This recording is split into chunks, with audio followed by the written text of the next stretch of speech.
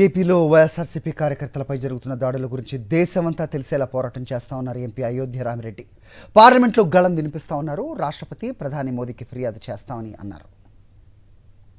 నెల రోజుల కార్యక్రమంలో హత్యలు, దాడులు, హింసాత్మక ఘటనలు వీటన్నిటికీ సంబంధించి పార్లమెంట్లో మేము వీటన్నిటినీ కూడా లేవనెత్తాలి అని చెప్పేసి మా పార్టీ అధ్యక్షులు చెప్పడం జరిగింది. ఈ పార్టీ ఎంత స్ట్రాంగ్గా 15 సంవత్సరాల నుంచి ఒక పద్ధతిగా ఒక విధి విధానంతో పనిచేస్తూ ఉంది. సో ఆ విధానాలు ఎంత స్ట్రాంగ్గా ఉన్నాయి. వీటిని డిస్టర్బ్ చేసే విధంగా ఎవరో చేయాలనుకున్నా కానీ అవన్నీ అయ్యే పరిస్థితి కాదు. పార్టీ పటిష్టంగా ఉంటుంది, స్థిరంగా ఉంటుంది.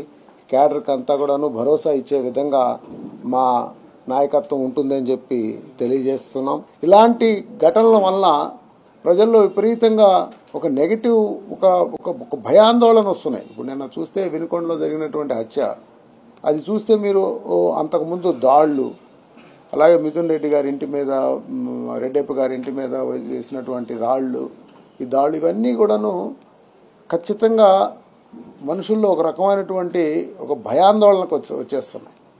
సో కాబట్టి తప్పనిసరిగా వీటిని ఇమీడియట్గా లా అండ్ ఆర్డర్ ఫుల్ కంట్రోల్లో తీసుకోవాల్సినటువంటి బాధ్యత ప్రభుత్వం మీద ఉంది అని చెప్పి తెలియజేస్తా ఉన్నాం. చంద్రబాబు నాయుడు గారిని కూడా నేను ఒకటి కోరుకుంటా ఉన్నాను. ఖచ్చితంగా మీరు మీ క్యాడర్కి, మీ టీమ్స్కి అన్నిటికి కూడా మెసేజ్ ఫార్వర్డ్ చేయాలి. తప్పనిసరిగా ఇలాంటి దాడులన్నింటినీ ఆపించాల. అసెంబ్లీ సమావేశాలు రేపు సోమవారం నుంచి స్టార్ట్ అవబోతా ఉన్నాయి. సో అందులో కూడా తప్పనిసరిగా పార్టీ తరఫున మేమందరం కూడా నిరసన తెలియజేయాలి అని చెప్పేసి పార్టీ తరఫు నుంచి డిసిషన్ తీసుకుంటున్నాం. అలాగే మంగళవారం నాడు ఎంపీలు, ఎమ్మెల్యేలు, ఎమ్మెల్సీలు, అలాగే ముఖ్యమైన నాయకులందరూ కూడాను ఢిల్లీ చేరుకుంటాం. ఢిల్లీలో కూడా తప్పనిసరిగా బుధవారం దానికి సంబంధించి పార్లమెంట్లో బోత్ రాజ్యసభ, లోక్సభలో, అలాగే మనకి జంతర్ మంతర్ కానీ లేకపోతే మిగతా చోట్ల ఎక్కడైతే పాజిబిలిటీ ఉంటాయో అక్కడ తప్పనిసరిగా కామన్ ప్లాట్ఫామ్ మీద దేశ ప్రజలందరికీ తెలిసే విధంగా జరుగుతున్నటువంటి అకృత్యాలన్నింటినీ కూడాను ఎటువంటి పరిస్థితులు ఆపవలసినటువంటి బాధ్యత ఉంది అని చెప్పేసి కూడాను మేము తెలియజేస్తాం.